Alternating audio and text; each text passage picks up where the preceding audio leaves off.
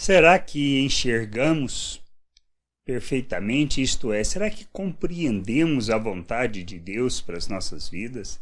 Será que expressamos esse compromisso com a vontade dele no nosso dia a dia e nas coisas que fazemos?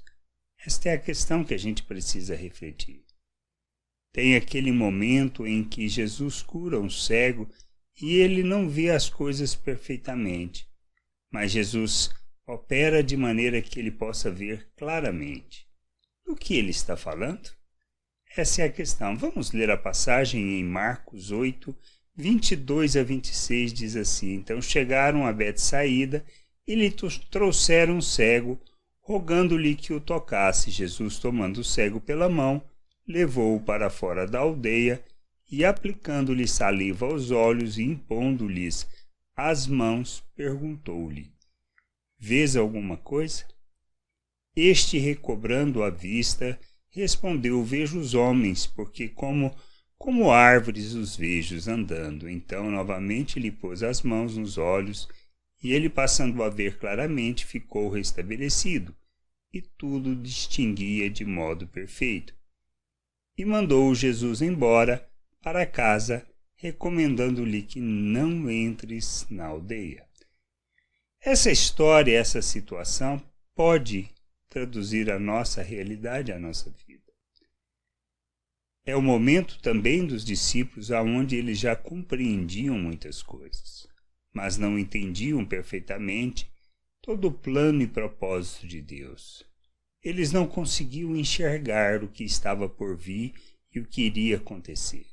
Faltava-lhes maturidade, faltava-lhes entendimento e faltava-lhes a jornada, que é a nós proposta pelo Senhor.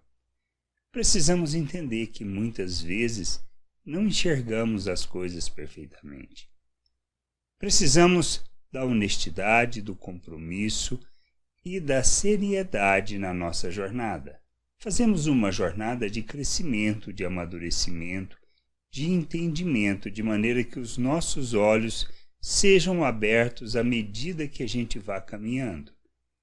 Pois todo o propósito do Evangelho é nos trazer a libertação, a compreensão da realidade espiritual, o entendimento da vontade de Deus, de maneira que a gente viva neste mundo segundo essa vontade.